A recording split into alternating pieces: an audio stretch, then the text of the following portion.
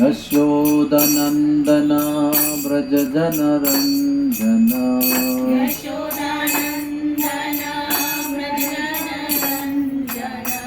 यशोदानन्दन व्रज जनरञ्जन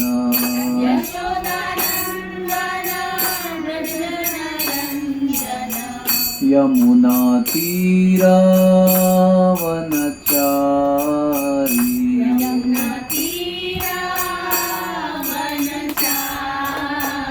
यमुना तीरावनचारी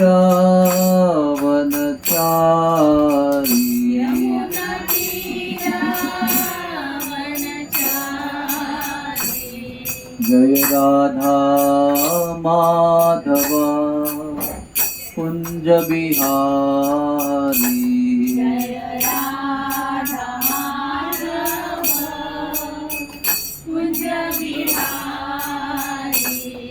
जय राधा माधव कुंज बिहारी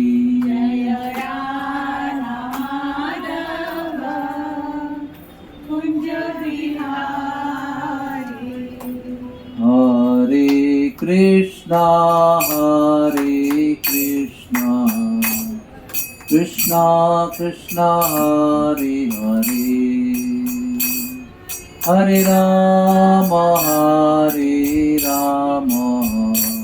राम राम हरे हरे हरे कृष्णा कृष्णा कृष्णा हरे हरे सब लोग बोलिए एवरीबॉडी हरे राम राम राम हरे हरे हरे कृष्णा कृष्णा कृष्णा हरे हरे हरे राम राम राम हरे हरे हरे कृष्णा कृष्णा कृष्णा हरे हरे हरे राम राम राम हरे हरे हरे कृष्णा कृष्णा कृष्णा हरे हरे हरे राम राम राम हरे हरे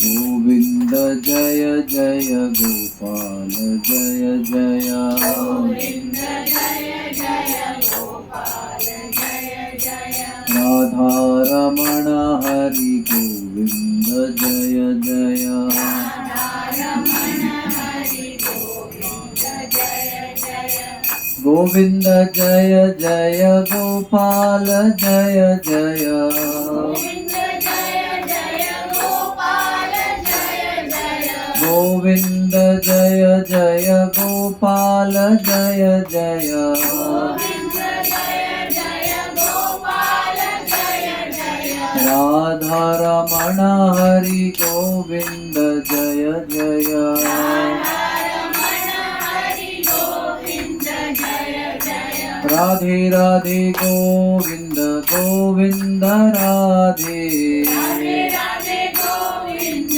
गोविंद राधे राधे राधे गोविंद गोविंद राधे राधे राधे गोविंद गोविंद राधे राधे राधे गोविंद गोविंद राधे राधे राधे गोविंद गोविंद राधे राधे राधे गोविंद गोविंद राधे राधे राधे गोविंद गोविंद राधे राधे राधे गोविंद गोविंद राधे राधे राधे गोविंद गोविंद राधे गोविंद राधे गोपाल राधे गोविंद राधे गोपाल राधे गोविंद राधे गोपाल राधे गोविंद राधे गोपाल राधे हरे कृष्णा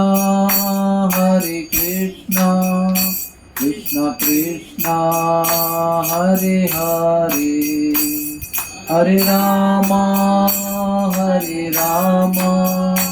राम राम हरे हरे हरे कृष्णा कृष्ण कृष्ण हरे हरे हरे राम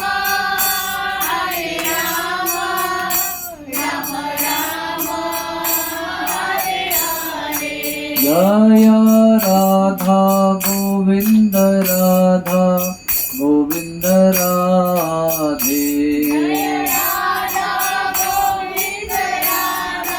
गोविंद राधे जय जय प्रभुपाद प्रभुपाद प्रभुपाद प्रभुपाद जय जय प्रभुपाद प्रभुपाद प्रभुपाद प्रभुपाद श्री श्री राधा गोविंद भगवान की श्री जगन्नाथ बलदेव सुभद्रा माई की श्रील प्रभुपाद की ओम नमो भगवते वासुदेवाय ओम नमो भगवते वासुदेवाय ओम नमो भगवते वासुदेवाय ओम नमो भगवते वासुदेवाय ओम नमो भगवते वासुदेवाय ओम नमो भगवते वासुदेवाय हरे कृष्णा कृष्णा कृष्ण कृष्ण हरे हरे कृष्ण कृष्ण हरे हरे हरे राम राम हरे राम राम राम हरे हरे राम राम हरे हरे हरे कृष्णा। तो आप सबका आज के कार्यक्रम में स्वागत है।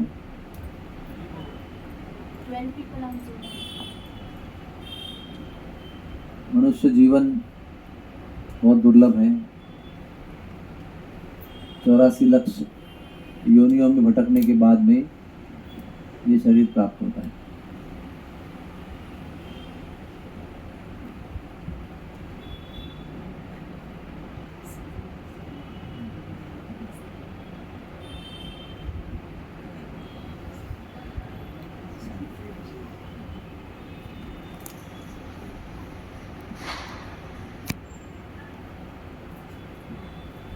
सो इन 84 लाख योनियों में जितने भी जीव हैं वो सब केवल भोग ले रहे हैं, भोजन करते हैं, सोते हैं, प्रजा उत्पन्न करते हैं और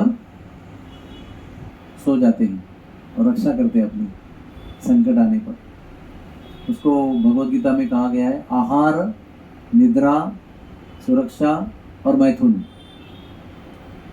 आहार निद्रा भय मंत्र मैथुनम च। और उसके बाद में इतने सारे लाखों योनियों में भटकने के बाद में एक जीवन मनुष्य का प्राप्त होता है। और उसको मनुष्य क्यों कहा गया है? क्योंकि उसको विकसित मन है, मानव जो सोच सकता है, जिसको अच्छा बुरा समझ में आ सकता है, क्योंकि उसको सद असद विवेक बुद्धि भी प्राप्त दी गई है भगवान के द्वारा, ये समझने के लिए कि क्या अच्छा है क्या बुरा है, क्या योग्य है क्या अयोग्य है, तो सबको मिली हुई है, आप सबको पता है। जब कोई बुरा काम भी करते तो अंदर से आवाज़ आती है कि मत करो, ये बुरा है, फिर भी हम नहीं सुनते और करते हैं। तो ये सत विवेक बुद्धि और विकसित मन, ये हमारी भाग्य की प्राप्ति है। जो किसके लिए मिलता है ये? कि इतने सारी योनियों में जन्म मृत्यु का कष्ट भोगने के बाद में अथा तो ब्रह्म जिज्ञासा, अभी हमको जिज्ञासा करनी है कि हम कौन हैं, हम कौन हैं, भगवान कौन है, हमारे जीवन का उद्देश्य क्या है, और भगवान है तो उनको हमारा रिश्ता क्या है, और वो अगर समझ गया रिश्ता क्या है तो उसको प्राप्त कैसे करना है। ये जिज्ञासा अगर हमारे अंदर नहीं उत्पन्न हुई कि मैं कौन हूँ और मैं यहाँ पर क्यों हूँ, तो मेरे जीवन का उद्देश्य क्या है, तो मैं ये नहीं कह रहा हूँ, जो भागवत में लिखा है वो बता रहा हूँ। भागवत में ऐसा लिखा है कि अगर कोई व्यक्ति इस प्रश्न को लेकर जीवन नहीं चलाता है तो वो 2 पैरों का पशु है, द्विपद पशु, क्योंकि पशु के जीवन में कोई प्रश्न पूछने की सुविधा नहीं है। कोई पशु प्रश्न नहीं पूछ सकता कि मैं कौन हूँ, मैं क्यों आया हूँ, मेरे जीवन का उद्देश्य क्या है। ये केवल हम और आप ही पूछ सकते हैं, और हम और आप पूछ सकते हैं लेकिन पूछते नहीं हैं, तो हमारा जीवन उनके ही बराबर है जो पूछ नहीं सकते हैं। तो ये बहुत मूल्यवान जीवन, इसलिए मैंने पहले से कहा, क्योंकि इसमें जीवन जीते हुए खाना भी है, पीना है, सोना है, आराम करना है, सब कुछ को हमको भी लागू है ना। सुरक्षा भी करनी है अपने आप की, भोजन भी प्राप्त करना है, वस्त्र पहनने हैं, तो जानवर नहीं पहनते, हम पहनते हैं। लेकिन ये सब करते समय भी हमारा एक ड्यूटी है समझना कि हम कौन हैं। और ये समझने के लिए अगर ये जीवन खर्च होता है तो ये जीवन धन्य हो गया। अगर ये प्रश्न मन में आया ही नहीं, बस केवल जीते रहे, खाते रहे, पीते रहे, कमाते रहे, बुढ़े होते रहे, एक दिन चले गए, तो फिर क्या होता है? पुनरपि जननम पुनरपि मरणम पुनरपि जननी जठरा शयनम। फिर जन्म लेना है, फिर मरना है, फिर माता के घर में फिर प्रवेश करना है, फिर गर्भवास करना है, फिर जन्म की यातना भोगनी है, फिर बीमार होना है, फिर बूढ़ा होना है, फिर एक दिन मर जाना है। ऐसे तो सब लोग जीते हैं, खास करके जानवर लोग, पंछी, कीटक, मछली, पक्षी, लेकिन हम लोगों का जीवन कोई उसके लिए नहीं है। तो अगर 2-4 लाइन में अगर सत्य का परिचय करा दे, एकदम संक्षेप में समझने के लिए आसान, वो ये है, नंबर 1 का लाइन कि हम शरीर नहीं है। अगर हम शरीर होते तो बचपन में तो इतने से थे, अभी डिफरेंट हो गए। उसके बाद में बचपन में काले केश थे, अभी सफ़ेद हो गए। बहुत जोश था शरीर में, अभी थोड़ा कमज़ोर हो गए। और बुढ़ापा, वार्धक्य वो आ रहा है, तो शरीर तो बदल रहा है और हम नहीं बदल रहे। हमारी विचारधारा, हमारा जीवन को देखने का दृष्टिकोण वही है, हम भी वही है। तो हम एक कांस्टेंट फिगर है, शाश्वत अस्तित्व है। और ये शाश्वत अस्तित्व जो है वो शरीर नहीं है, तो वो क्या है? वो आत्मा है। हम वो शाश्वत तत्व है जो भगवान का अंश है, और भगवान से हम निर्माण हुए हैं। मय वांशो जीवलोकी जीवभूत सनातन।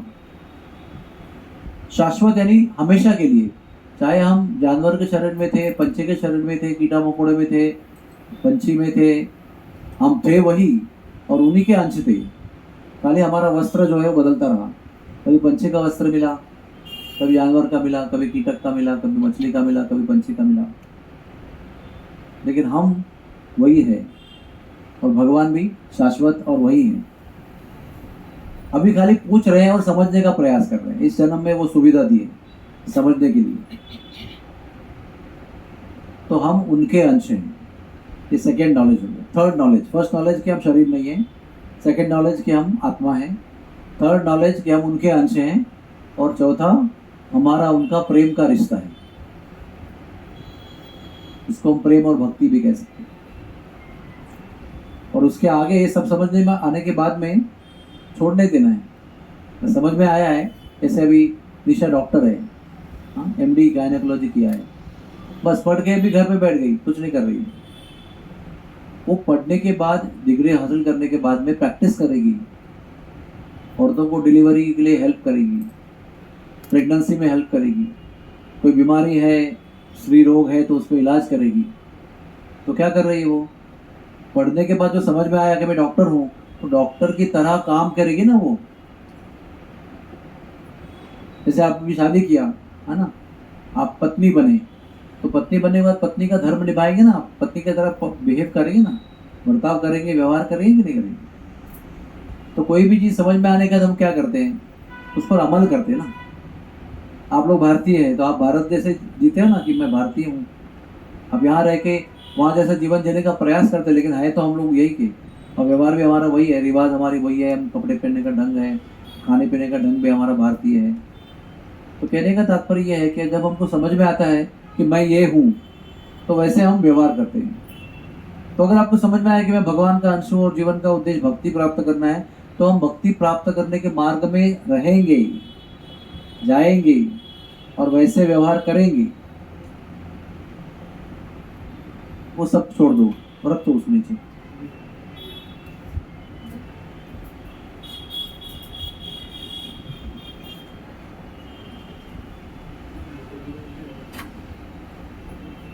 कुछ समय के लिए आपको खाली ध्यान देना है, बस यहाँ से यहाँ वहाँ डाइवर्ट नहीं होना है।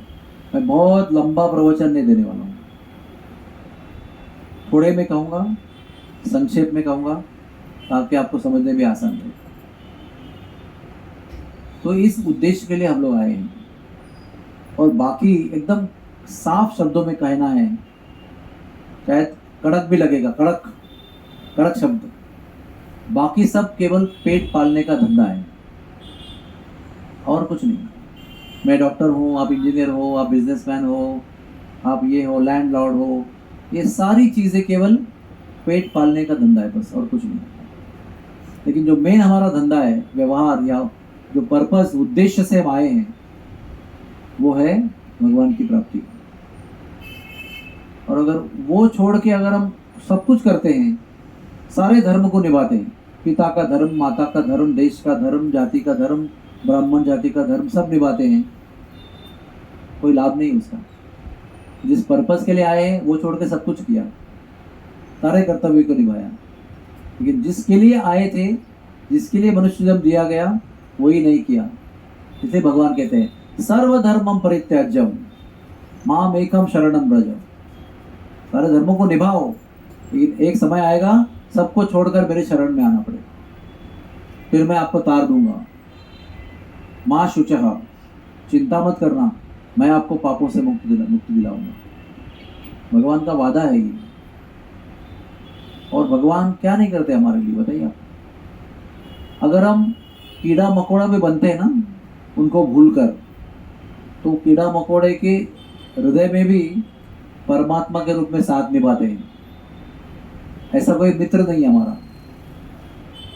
ये मित्र भी होते तो एक जन्म के होते हैं, जन्म जन्मांतर का कोई मित्र नहीं होता है। लेकिन भगवान ऐसे एक ही व्यक्ति है जो जन्म जन्मांतर तक हमारा साथ निभाते हैं। चाहे हम कीड़ा मकोड़ा में बनेंगे, पंछी बनेंगे, तो हमारे साथ में बैठे हुए हैं, प्रतीक्षा कर रहे हैं कब मेरी ओर मुड़ के देखेगा और कब मैं उसे ले जाऊंगा मेरे पास, कब भटकना बंद करेगा और सीधे रास्ते पे आएगा तो मेरे साथ रहकर सुखी हो जाएगा।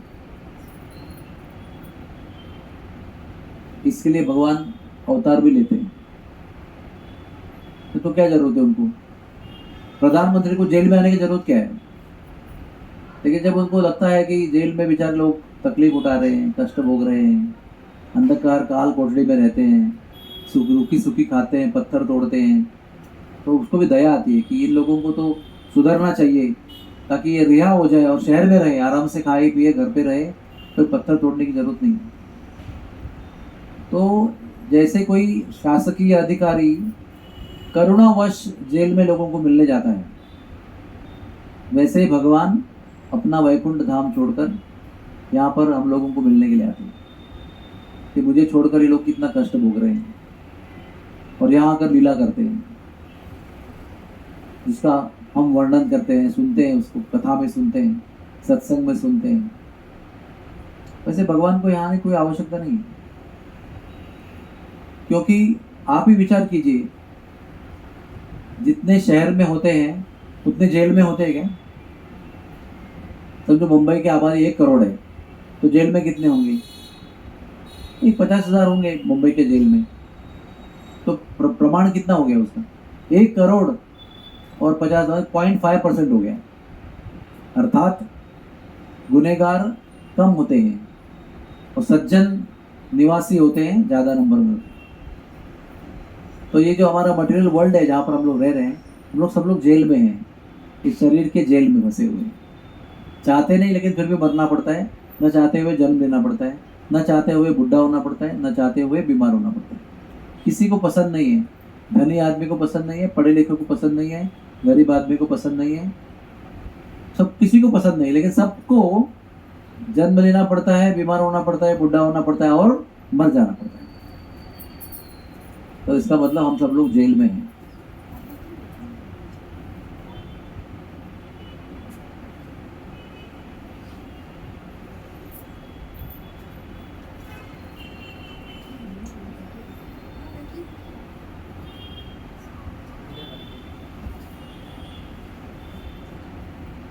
हरे कृष्णा कृष्ण कृष्ण हरे हरे, हरे राम राम राम हरे हरे। तो मैं क्या कह रहा था,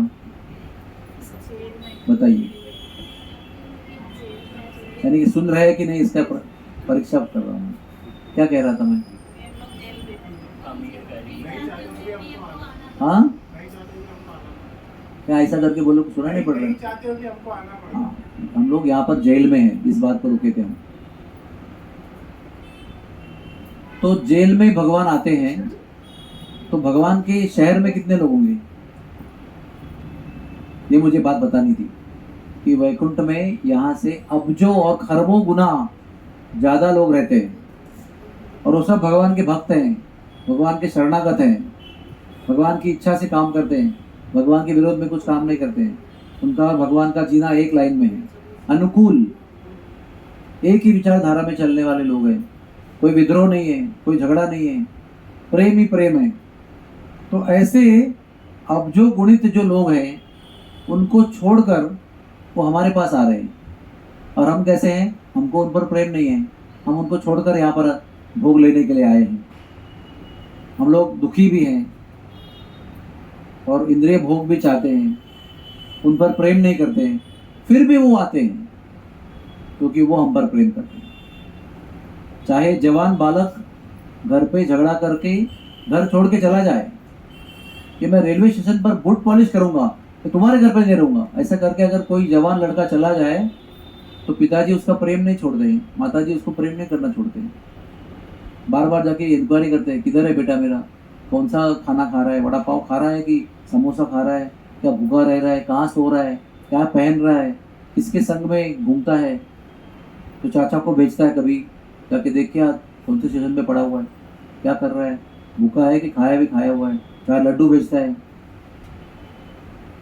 फिर एक दिन खुद आता है पिताजी, अरे बेटा अभी बहुत हो गया तुम्हारा नाटक, ये सब बंगला गाड़ी पैसा ये सब तुम्हारे वसीयत में आने वाला है, घर लौट के चलो। ये क्या कर रहे हो यहाँ पर, ये करके किसका भला हुआ है, तुम मेरे बेटे हो और मैं बहुत धनी हूँ, सारा धन तुम्हारा ही है, चलो घर लौट के।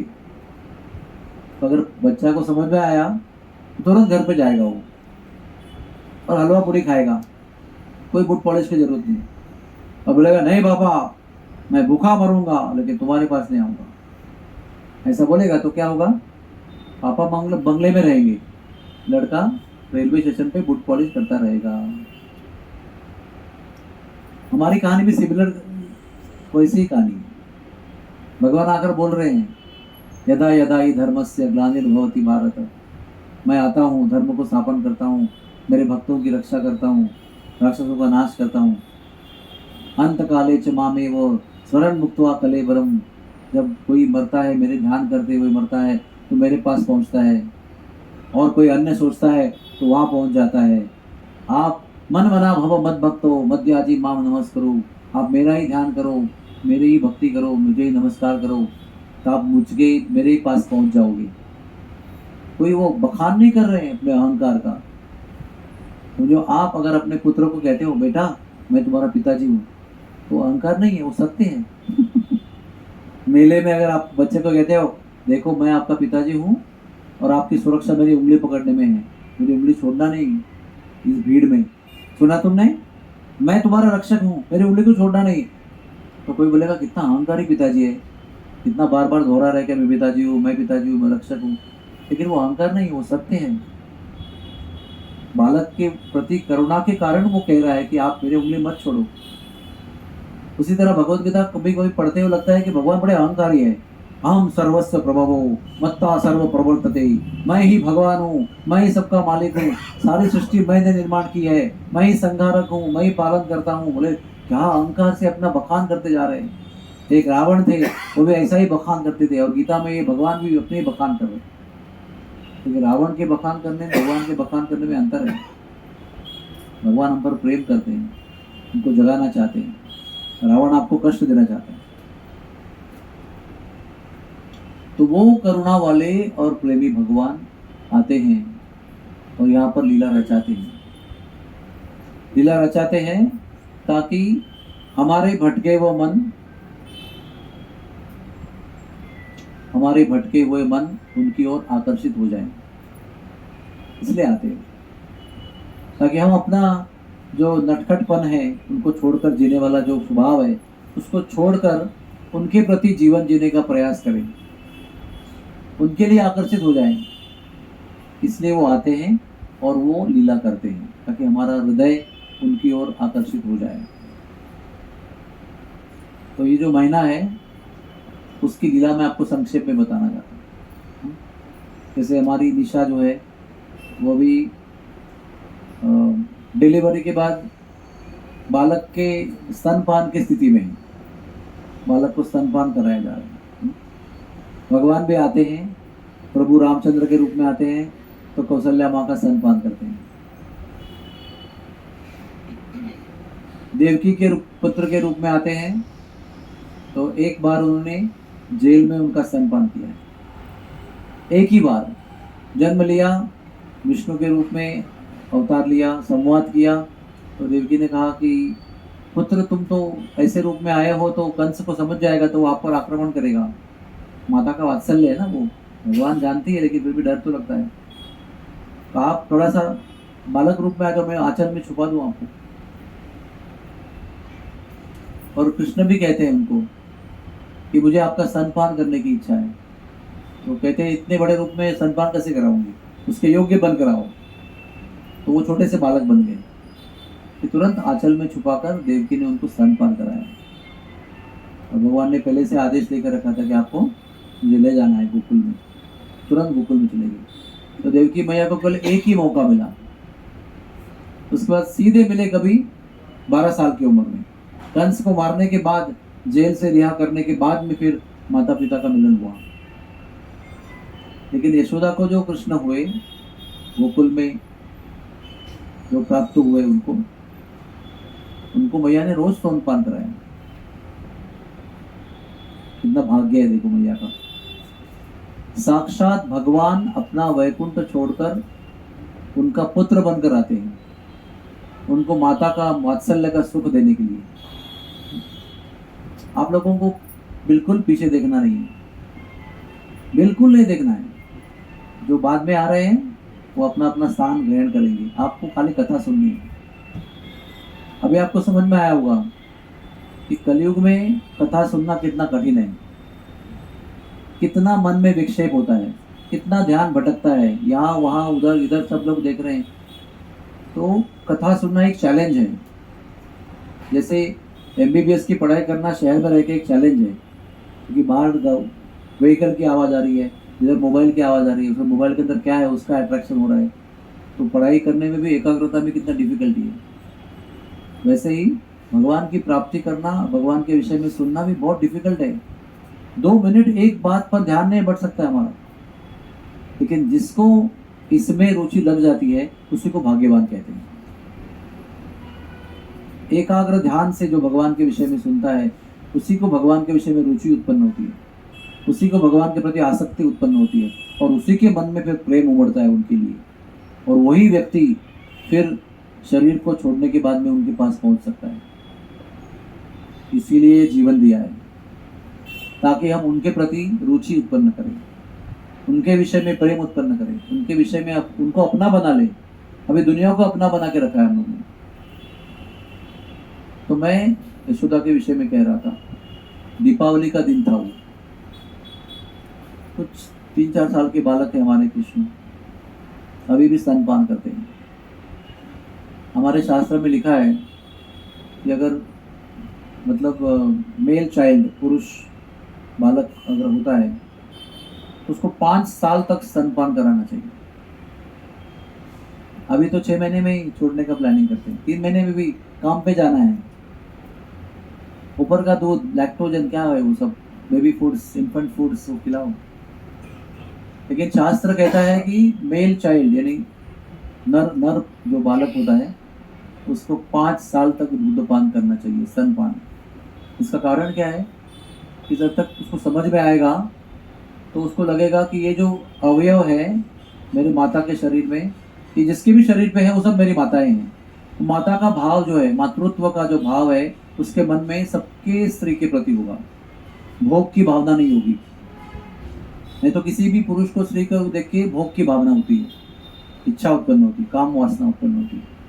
लेकिन जिस बालक ने 5 साल तक समझते बूझते हुए माता का स्तनपान किया है, वो कभी भी हो सकता है कि अन्य स्त्री को वैसे न देखे, माता के रूप में देखे। इसलिए वैदिक संस्कृति में हर स्त्री को, जो हमारी एक ही पत्नी है और बाकी जितने भी स्त्रियां हैं, सबको माता जी कहते हैं। हमारे मंदिर में आएंगे आप, कितनी लड़की भी होगी ना उसको भी माता जी कहते हैं, क्योंकि स्त्री सबकी माता है। क्या करना है पता है पापा को? ले जाओ।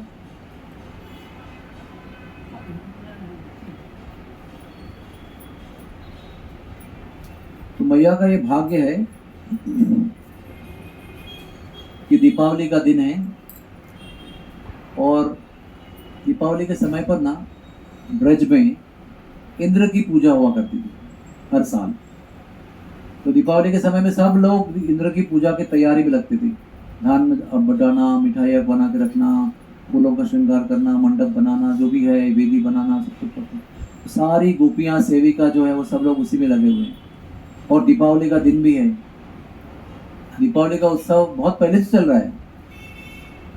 तो प्रभु रामचंद्र लौट के आए ना वनवास में, उस दिन सभी लोगों ने दीपक जलाकर उनका स्वागत किया था, तो उस दिन को दीपावली मानते हैं।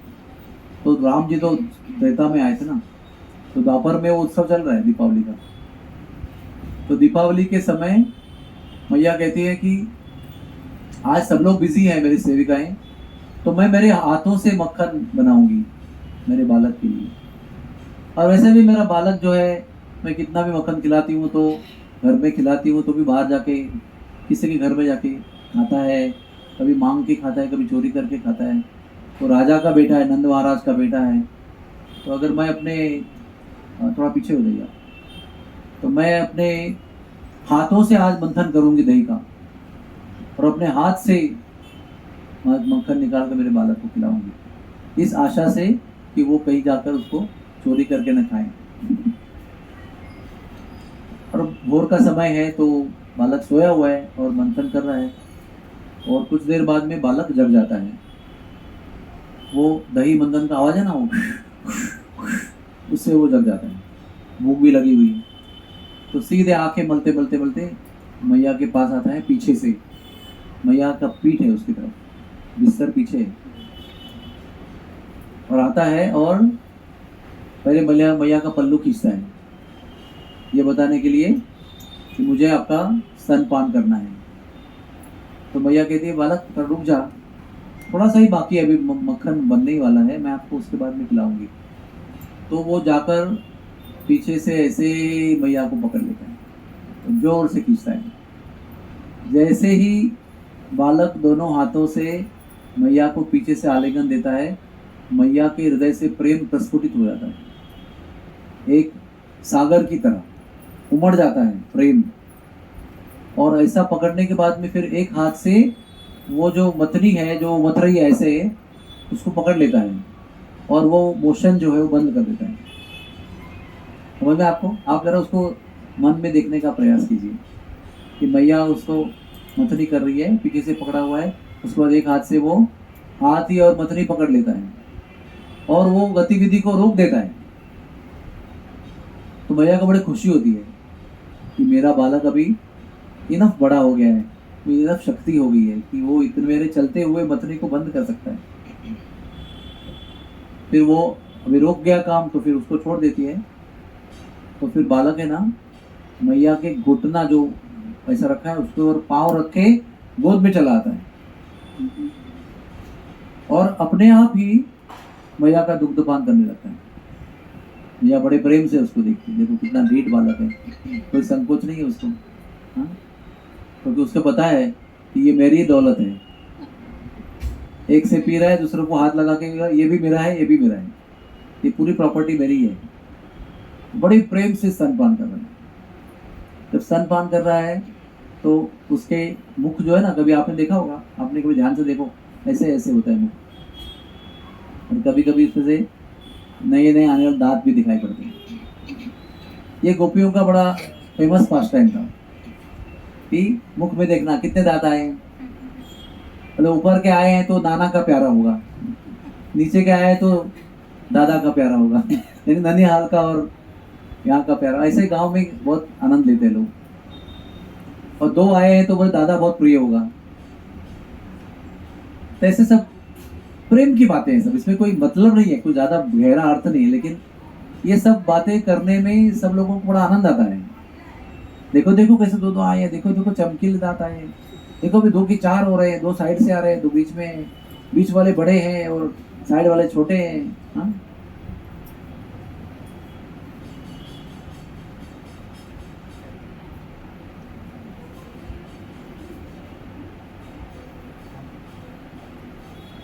इसलिए कथा में समय पे आना चाहिए।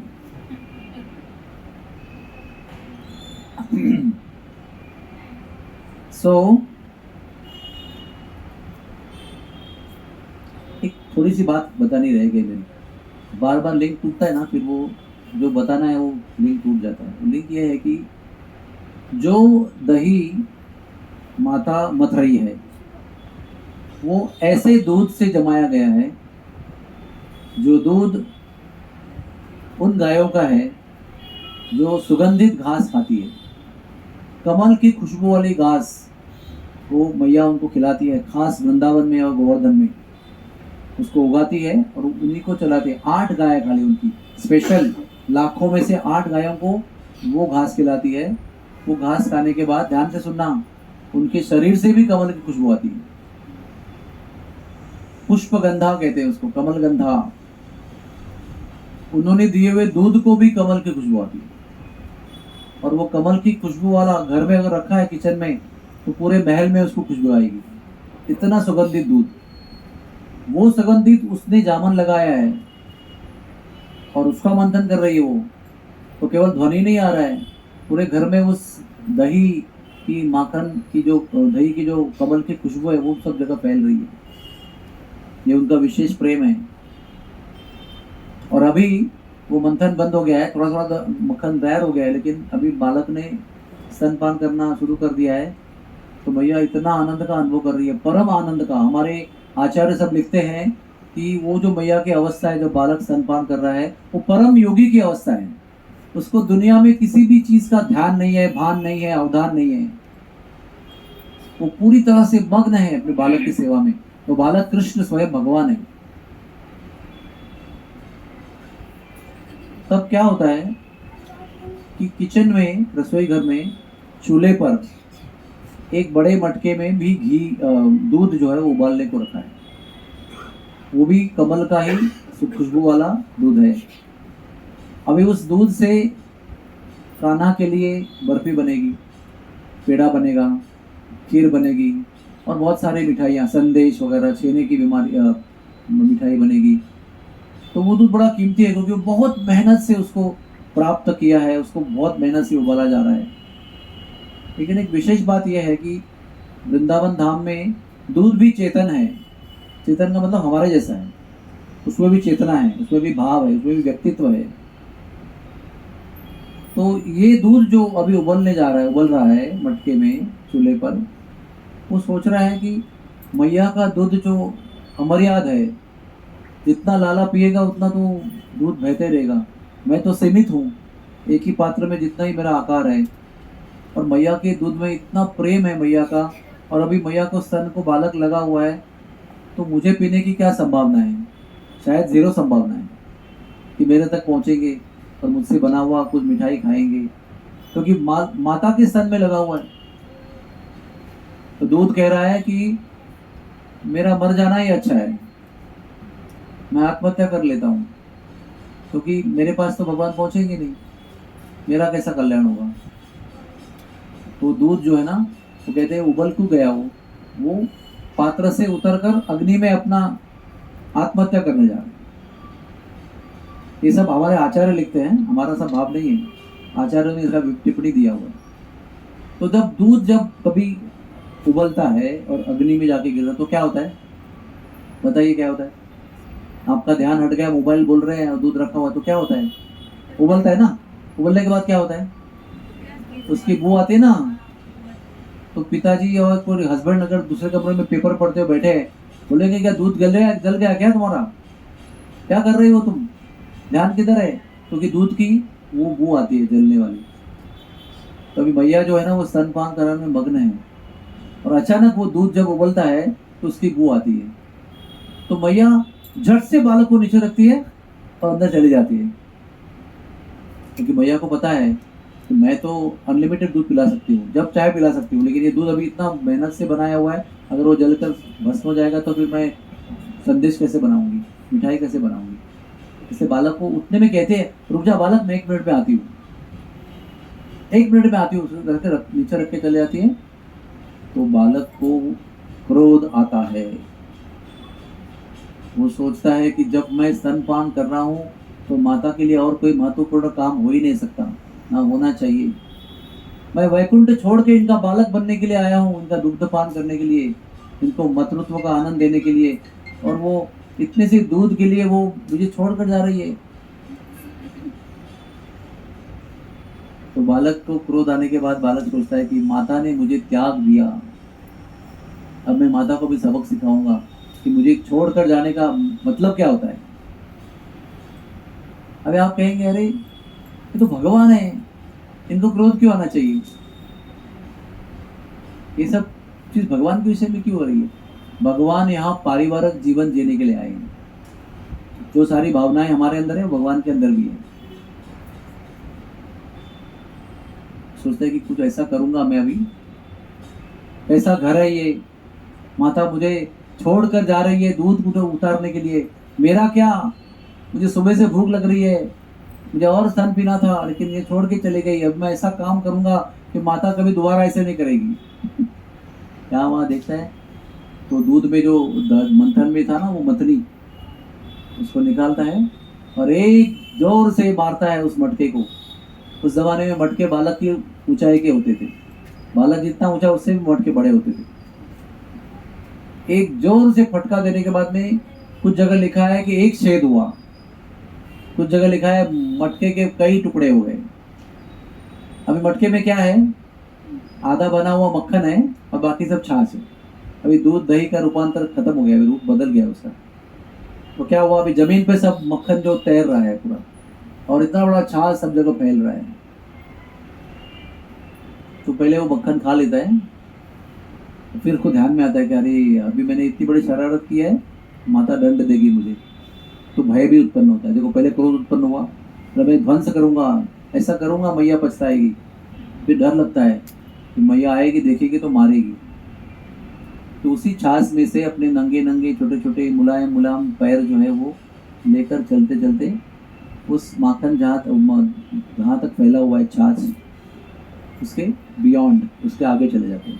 तो क्या होता है? जो पैर में छाछ लगा हुआ है उसके आगे चिन्ह निकलेंगे कि नहीं निकलेंगे? जब तक वो छाछ में ही चल रहा है तो कुछ नहीं दिख रहा है आपको, लेकिन छाछ के बाहर चला गया तो जो पैर में छाछ लगा है उसके चिन्ह लिखेंगे। तो वो सब चिन्ह जो है वो अगले कमरे में जा रहे हैं। अगले कमरे में जाते हैं कन्हैया, और लटका हुआ मटका जो है तो देखते हैं कि इसमें भी मक्खन है, इसको भी खाली करना चाहिए। तो अभी कैसे करें, इतना सा बालक है, मटका ऊपर लटका हुआ है। मटका ऊपर क्यों लटका हुआ है? इसी के कारण लटका हुआ है, पहले नीचे रखा करते थे तो ये सब चोरी करके खाता था, घर पे भी और बाहर भी। तो सबने गोपियों ने तय किया इसको लटका के रखो ऊपर। तब से वो ऊपर लटकाने का रिवाज शुरू हुआ ताकि इनका हाथ न पहुंचे। लेकिन ये तो बहुत चालाक है, देखा वहाँ पर उखाले ना मसाला कूटने वाले, गांव में कूटते ना, अभी तो कोई कूटता नहीं है, सब रेडीमेड लेके आते हैं, आधा किलो, पाव किलो, 200 ग्राम। उस समय सब लोग घर पे करते थे।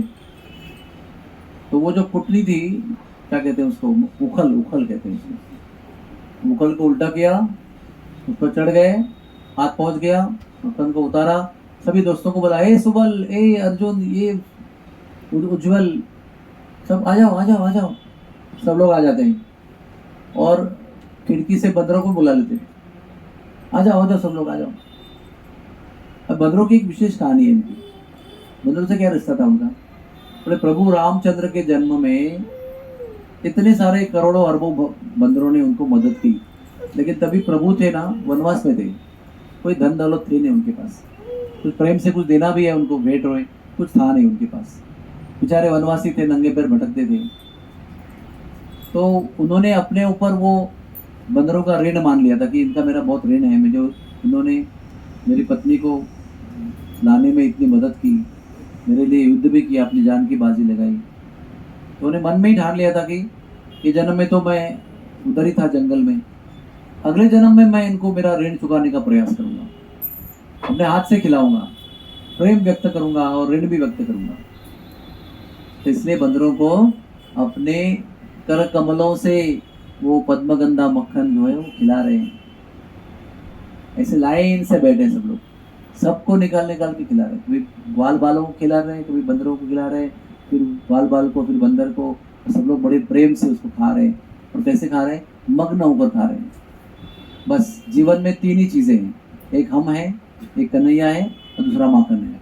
इसके बिना आगे जिंदगी है ही नहीं कुछ। ऐसा मग्न होकर खा रहे हैं, आनंद ले रहे पूरा। और ये ऐसे दरवाजा है ना, दरवाजे को पीट करके बैठे हैं और वो सब ऐसे मुंह करके बैठे हैं। और इतने में मैया आ जाती, देखती, अरे तो मटका इतना मैंने मेहनत से उसको दही जमाया था, मंथन किया था, तोड़ के पूरा जमीन पे फैला दिया।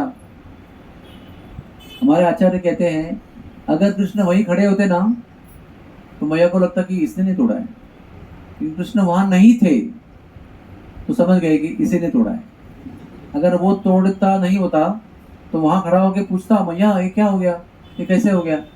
लेकिन वो टूटा हुआ मटका है, फैला हुआ छाछ है और ये वहां पर नहीं है, ऊपर से पैर भी दिखाई पड़ रहे हैं, वहां से वहां कमरे में जा रहे हैं, मतलब किसी ने सब नटखट शरारत की है। तो मैया कहती है कि मैंने अब तक तो सोचा था कि मेरा बालक मक्खन चोरी नहीं करता है। मैंने कितनी बार गोपियों को कहा, आप बार बार कंप्लेंट करते हो, कभी रंगे हाथ पकड़कर तो ले आओ, तब मैं मान लूँ। क्योंकि मैं यहाँ तक कंठ उसको मक्खन खिला के भेजती हूँ और 2 मिनट में तुम आके बोलती हो कि मेरे घर में चोरी किया, मैं कैसे मान लूँ? यहाँ तो घर में मैं खिलाती हूँ तो बस बस भैया बस, अभी नहीं खाया जाएगा, अभी उल्टी हो जाएगी, वहां तक मैं उसको खिलाती हूँ और तुम 2 मिनट में आके कंप्लेंट करते हो कि मेरे घर में चोरी किया, मैं कैसे मान लूँ? मेरे घर में कुछ मक्खन की कमी नहीं है कि तुम्हारे घर में आके खाएगा। तुमको अगर साबित करना है तो रंगे हाथ पकड़ के ले आओ। और गोपियाँ कृष्ण को कभी भी रंगे हाथ पकड़ नहीं पाई, इतना चालाक था ये बालक, कभी किसी पकड़ में नहीं आया। अब पकड़ में आया तो भी छूट गया, पकड़ में आके ले जा रहे तो भाग गया। ऐसे कई बार इनको सताया उसने। लेकिन अभी मैया खुद देख रही है कि वो जो कह रही है वो सही है। बोला अभी मेरे को बालक को संस्कार देना जरूरी है, नहीं तो एक बड़ा नंबर 1 का चोर बनेगा। तो डंडा ले हाथ में। भगवान के सामने, भगवान के लिए दंड देने के लिए डंडा पकड़ने का साहस केवल माता यशोदा में है और किसमें नहीं है। नंद बाबा के पास भी नहीं है और गोपियों के पास भी इतना साहस नहीं है। एक ही मैया थी सर्वश्रेष्ठ माता जो डांटने का साहस करती थी भगवान को। डंडा लिया और वो पैरों के निशाने को करते करते करते कमरे में पहुंच गई। तभी वो उधर खड़ी है, ये पीट करके बैठा है, सबको बढ़िया प्रेम से मक्खन खिला रहा है। तो वो जो यहाँ से वहां देख रहे हैं ना, ऐसे करके तुरंत भाग जाते हैं, इधर उधर से भाग जाते हैं, और उनका रिएक्शन देख के इसको पता चलता है कि पीछे से हमारा शासक आ चुका है प्रशासन अधिकारी, तो भागने लगते हैं। अब मैया कैसी है? कहते मैया 80-85 ईयर्स की थी, बड़ा देर से भगवान की पुत्र प्राप्ति हुई थी, तो शरीर थोड़ा सा क्या कहते हैं सुदृढ़, यानी थोड़ा ज़्यादा बड़ा है, खास करके ये हिस्सा बड़ा है, कंधे बड़े हैं, तो वजन ज़्यादा है। वो बालक बहुत चुस्त है, थोड़ा सा उम्र का है, वो भाग रहा है, और मैया भाग रही है, रुक जा रुक जा रुक जा, और डंडा लेके भाग रही है। वो बार बार देख रहा है मैया डंडा लेके आ रही है, और कहते हैं होंठ कांप रहे हैं भय से। भाई मूर्तिमान भय, जिससे भयभीत है, वो व्यक्ति एक साधारण सी गोपी से डर रहा है। ये प्रेम का रहस्य है। ये प्रेम है, इसलिए भगवान इस भावना को अनुभव करने के लिए आते हैं। नहीं तो यमराज भी जिससे डरते हैं, यमराज भी जिसके सेवक हैं, ऐसे भगवान को डरने की जरूरत क्या है? लेकिन वो आकर एक पारिवारिक भावनाओं को अनुभव करना चाहते हैं, खास करके प्रेम भावना को। बहुत देर भागने के बाद मैया को पसीना आया इधर, मैया थक भी रही है, बोल रहे रुक जा रुक जा रुक जा। बालक कहता है अरे डंडा फेंकना मैया, डंडा फेंकना, बहुत डर लग रहा है। तो मैया को लगता है कि शायद कहीं ज़्यादा ही डर ना जाए, मेरा उद्देश्य उसको संस्कार देना है, डराना नहीं है, तो डंडा फेंक देती है और फिर भागती है, रुक जा रुक जा रुक जा। फिर कन्हैया देखते हैं कि सुबह से उठी हुई है, इतना मंथन किया, इतनी मेहनत की, आधी वहीं थक गई। दूसरा भाग के किचन में गई, दूध को संभाला, फिर लौट के आई तो मन में कितना दुख हुआ कि मटका टूट गया, दही सब वेस्ट हो गया, कितना परिश्रम हुआ। अभी मैं दौड़ा रहा हूँ, पूरे महल में सब दौड़ के हो गया, सारे कमरे, सारे बरामदे, सब जगह दौड़ रहे हैं। तो बालक को लगा कि तो मैया ने बहुत परिश्रम कर लिया, अभी हमको पकड़े जाना चाहिए। भगवान को कोई पकड़ नहीं सकता है। भगवान पकड़ में तब आते हैं जब वो पकड़ में आना चाहते हैं। आपके मेहनत से वो पकड़े नहीं जाएंगे। तो जब सोचेंगे कि मुझे अभी इनके पकड़ में आना है, तो ये भगवान है, उनको कोई नहीं पकड़ सकता है। दुनिया सबको पकड़ के मुट्ठी में बंद रखा है माया में, लेकिन खुद किसके पकड़ में नहीं आते। लेकिन मैया के प्रेम की वजह से मैया के पकड़ में आ जाते हैं। मैं बोलते अच्छा अभी तुमको मैंने पकड़ लिया है, अभी तुमको मैं बांध के रखूंगी। देखो हमारे आचार्य इसका एक्सप्लेन करते हैं, क्यों बांधा मैया ने? क्योंकि बहुत शरारती बालक है और मैं थोड़ा सा डांट भी रही हूँ, तो शायद नाराज हो जाएगा, तो जंगल में चला जाएगा। फिर वहाँ पर भालू है, वहाँ पर शेर है, वहाँ पर बंदर है, बड़े बड़े लंगूर है, पता नहीं सुरक्षित रहेगा कि नहीं।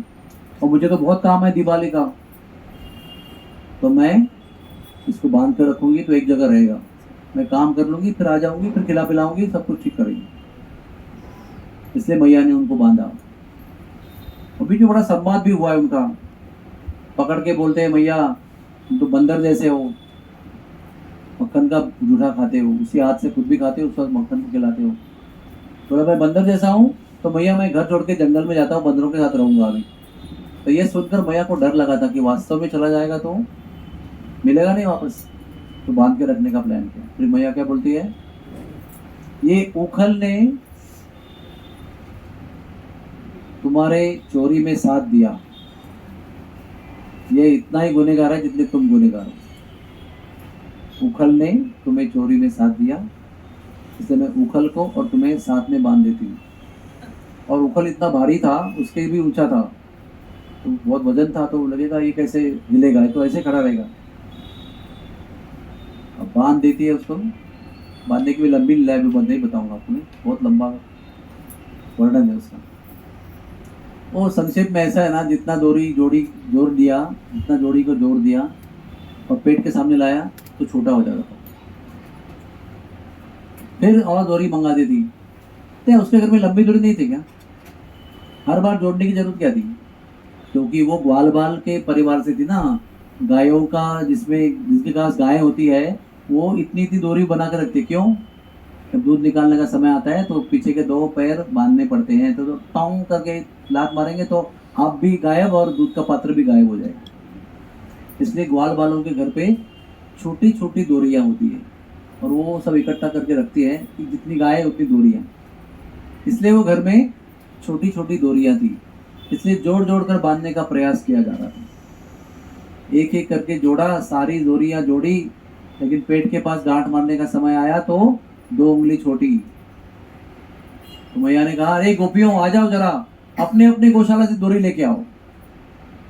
तो हमारे आचार्य लिखते हैं कि उस दिन पूरे ब्रज के घर में जितनी डोरियां थी वो सब उसके घर में इकट्ठा हो गई। एक डोरियों का उत्सव हुआ, फेस्टिवल ऑफ रोप्स। और सारी गोपियों ने जितनी डोरी लाई वो जोड़ जोड़ कर जितना बांधने का प्रयास किया, मैया उसको बांध ही नहीं पाई। तो गोपियां कह रही, अरे यशोदा बावड़ी है क्या तू? देखो तुमने ही तो ये कमर काचनी बांधी है, तुमने धोती बांधी है, सुबह स्नान करा के, यानी उसको रात को सुलाते समय जो बांध के रखी थी तो तुमने ही बांधी है। तो मैं देख रही हूँ अलंकार भी बांध के रखा है। तो इतना अलंकार बांधती हो, धोती बांधती हो, उसके लिए पीताम्बर, और ये डोरी कैसे नहीं बांध सकती थी? तो वो देख रही है कि इसका पेट बड़ा हो रहा है, क्या हो रहा है समझ में नहीं आ रहा है उसको। माता बहुत परिश्रमित हो जाती है, यानी थक जाती है। तो बालक देखता है कि मेरी मैया मुझे बांधने में इतना परिश्रम कर रही है, माथे से पसीना निकल रहा है, स्वेद बिंदु, ठीक है, बंध जाते हैं, कितना परिश्रम कराइए। फिर वही बात है, भगवान को बांधना किसी का हाथ में नहीं है। जब वो बांधना स्वीकार करते हैं कि बंध जाऊंगा, तब उसको बांध सकते हैं। तो बंध गए। बहुत सारी सीखें हमारे लिए इसके अंदर। परिश्रम करने के बाद में कृपा होती है। मनुष्य जीवन भगवान की प्राप्ति के लिए परिश्रम करने के लिए, और जब हम पर्याप्त परिश्रम करते हैं और थक जाते हैं तो भगवान करुणावश अपने आप को प्रस्तुत कर देते हैं। ये दामोदर लीला जो है ना, दाम उदर, दाम यानी डोरी और उदर यानी पेट, तो लीला का नाम क्या है? दामोदर लीला। भगवान का नाम क्या है? दामोदर। तो इस लीला का अर्थ ही यही है कि मनुष्य जीवन की जो इंद्रिय है वो परिश्रम के लिए दिए, आपको आलस्य करने के लिए नहीं दिए। भगवान की सेवा में परिश्रम करना हमारा कर्तव्य है। और जब परिश्रम करते हैं उनको प्राप्त करने के लिए, तो वो फिर वो चुन लेते हैं कि ठीक है, मैं भी हमको अपने आप को अर्पण करूंगा, इनको मैं इनका हो जाऊंगा। तो मैया मान के चली गई। फिर क्या हुआ? सब बाल आए तो भाग गए थे ना, वो लौट के आए।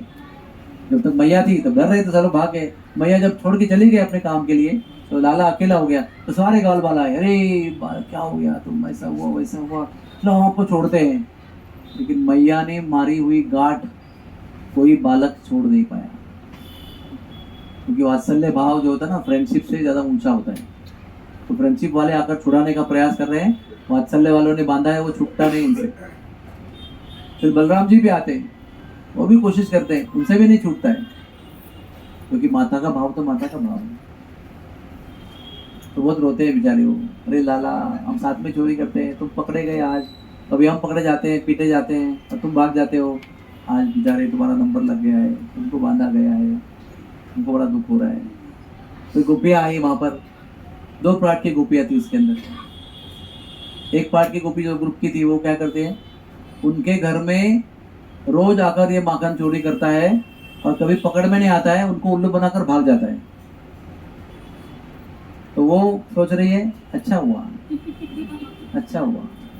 हम कितनी बार कोशिश की आपको पकड़ने की और आप पकड़े नहीं गए। मैया हमको डांटती रही बार बार, आप चोरी करते हो, लेकिन मैया डांटती हमको ही है कि तुम झूठी हो सब लोग। आज मैया को पता चला है कि हम बोल रहे थे वो सही है, इसलिए वो खुश है गोपियाँ सब, है ना। दुनिया में ना ऐसे 2 टाइप के लोग होते हैं, एक आप पर खुश रहते हैं, एक आप पर द्वेष करते हैं। एक साथ में सब लोग ऐसे रहते हैं दुनिया में। सारे लोग आप पर प्रेम करते हैं ऐसा नहीं होता है कभी, या सारे लोग आपके दुश्मन है ऐसा भी नहीं होता है। मिक्सचर होता है, 50-50, 60-40 जो भी है। ज़्यादा संत होंगे कोई तो 90-10 होगा, लेकिन 10 होंगे संत के भी लोग दुश्मन होते हैं बहुत सारे। देखो तुकाराम को देखो, किसी को देखो, कितने लोग उनके दुश्मन थे, वो नहीं मानते थे लेकिन वो मानते थे उनको दुश्मन। तो ऐसे अलग अलग टाइप के ग्वाल बाल आए, जो पीटे जाते थे वो ताली बजा रहे हैं, अच्छा हुआ सरदार आप हमेशा भागते हो, हम पीटे जाते हैं, आज तुम पकड़े गए, हम फ्री हैं। तो वो खुश हैं। और जो उनके साथ भाग जाते हैं हमेशा यशस्वी होकर, वो दुखी है, कह रहे हम सब फ्री है लेकिन सरदार अटका हुआ है।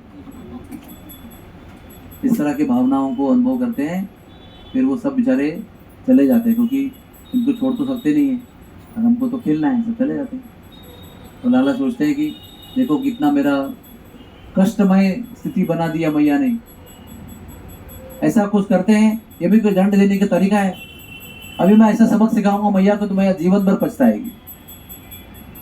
हो गए इतने बड़े उखल को गोल गोल गोल गोल घुमाते हुए पूरे कमरे के बाहर आए, बाहर से आए, बाहर में आंगन में आए, आंगन से सीढ़ियाँ उतरी, एकदम मट्टी में चले गए, फिर जंगल में चले गए, बगीचे में, और वो उखल को जाके ना 2 पेड़ में अटका दिया।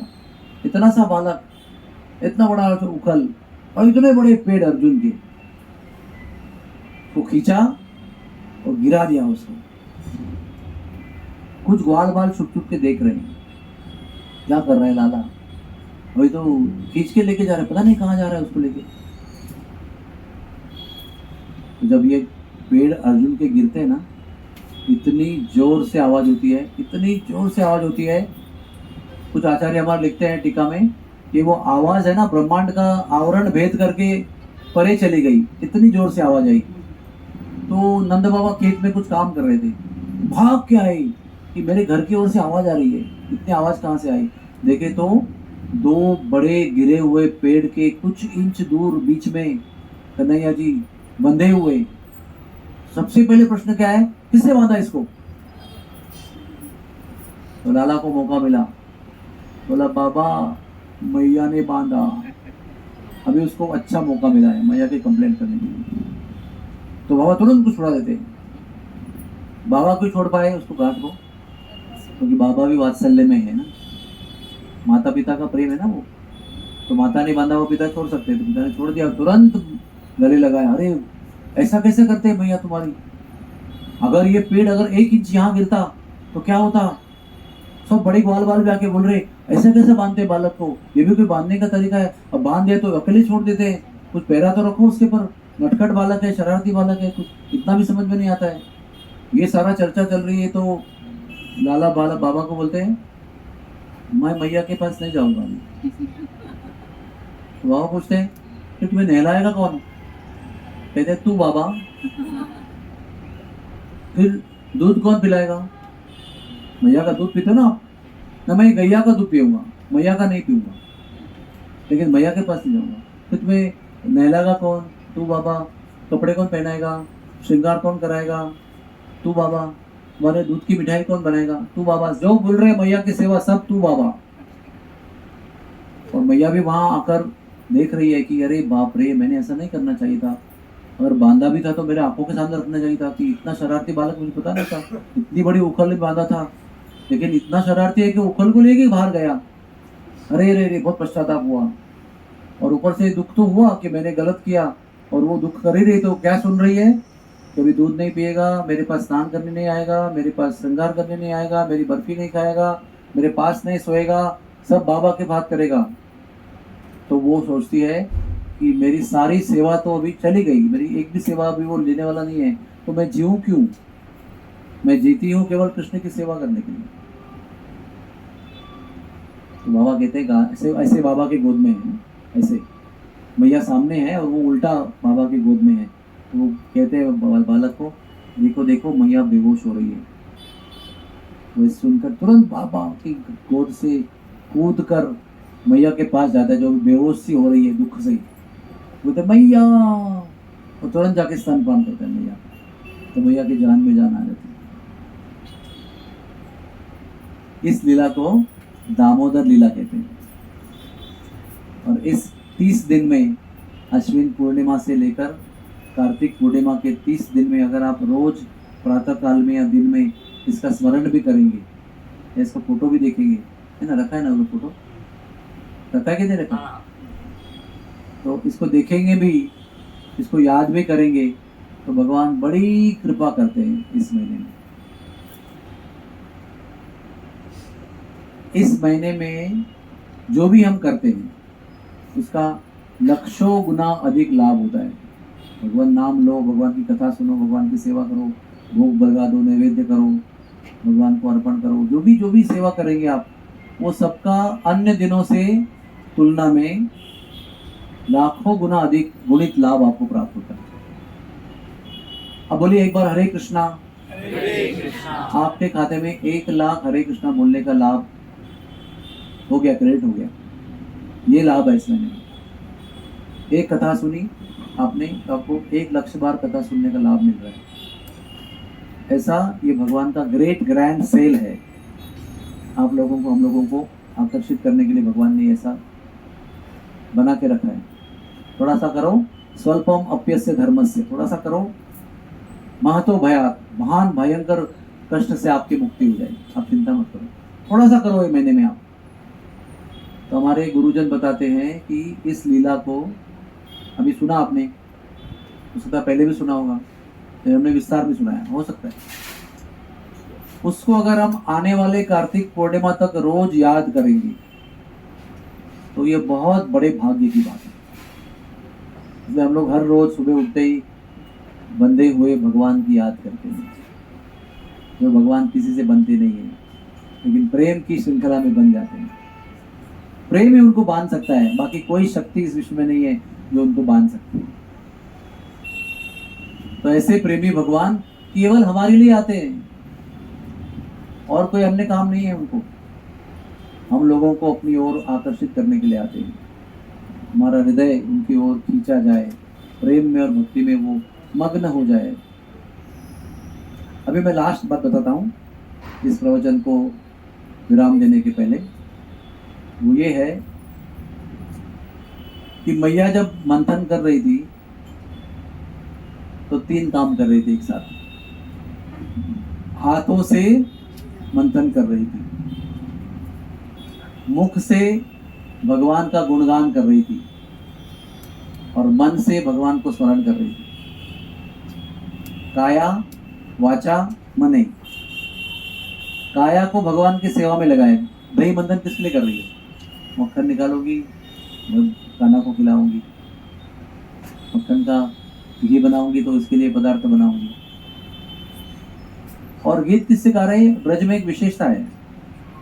ब्रज में हमारे प्रभुपाद जी बताते हैं और बाकी आचार्य बताते हैं कि कुछ आपको याद करना है तो उसका गीत बना दो, उसका काव्य बना दो। बचपन में देखो सारी चीजें बच्चों को पोएम में सुनाते कि नहीं? ब्लैक सी क्या, हैव यू एनी, मतलब वो बताना ही है कि छोटी बकरी की और कहानी सुनाना, लेकिन वो कैसे राइम में सुनाते हैं ताकि बालकों को तुरंत समझ में आएगा और याद भी रहेगा।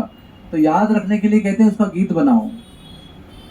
तो ग्वाल बाल थे, जितने भी थे, ब्रजवासी गोपियां थी, तो भगवान जो भी करते थे वो कल जो किया है वो आज उसका गीत बनाती थी, और उसको गुनगुनाते हुए बाकी सब सेवाएं करती थी। दूध निकालना, गाय का गोबर निकालना, साफ करना, कभी सेवा करना गाय की, या भोजन बनाना, भोग लगाना,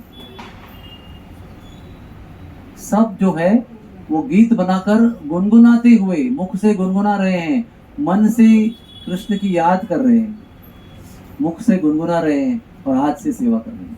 तो ये जीवन की परिपूर्ण अवस्था है। सब लोग ध्यान से सुनो, लास्ट लाइन बता रहा हूं। शोभना देवी, कोई भी काम करने के पहले भगवान की याद करो मन से, और काम करते समय अपने शरीर को काम में लगाओ और मुख से भगवान के गीत गाओ। अगर भगवान के गीत नहीं आते होंगे तो महामंत्र गाओ, उनका नाम का गुणगान करो, लेकिन मुख से उनका नाम लेते रहो, शरीर से उनकी सेवा करते रहो और मन से उनकी याद करते रहो। ये सबसे परिपूर्ण अवस्था है। आप ऑफिस में भी काम करते होंगे, भगवान के लिए काम करो। बीच में ऑफिस में समय मिलेगा और अकेले बैठे हो, कुछ कर रहे हो, मुख से भगवान का नाम गुनगुनाते हुए अपना काम करो। जो काम भगवान की स्मृति में और भगवान की वाचा से गुणगान करने में होता है उसको कभी अपयश प्राप्त नहीं होता है। It will never be a unsuccessful job. जो भगवान के लिए और भगवान का गुणगान करते हुए किया जाता है वो काम कभी भी अयशस्वी नहीं होता है। और कितने लोग यहाँ बैठे उनको इच्छा है कि मेरा काम अयशस्वी हो जाए? ऐसा कोई है यहाँ पर? तो इतना मेहनत कर रहे हैं पर सोच रहे हैं कि यश नहीं मिलना चाहिए, ऐसा कोई है? सबको अपने काम में यश चाहिए कि नहीं चाहिए? लेकिन यश प्राप्त करने का फॉर्मूला यही है कि वो काम उनके लिए किया जाए, अपने स्वार्थ के लिए ना करें। काम कृष्णार्पणे, कृष्ण को अर्पण करके अपना काम करना चाहिए, उन्हीं के लिए करना चाहिए। वो जीवन में कभी दुख नहीं आएगा, कोई कष्ट नहीं आएगा, यश ही यश रहेगा। यशोदा का नाम यशोदा क्यों है? तो यशोदा ने इन सारी लीलाओं से कृष्ण को यश दिया, कृष्ण का गौरव बढ़ाया, इसलिए उसका नाम यशोदा है। उसका वो पिताजी ने रखा हुआ है, लेकिन उसका मीनिंग ये है, स्पिरिचुअल मीनिंग जो है वो यश देने वाली है।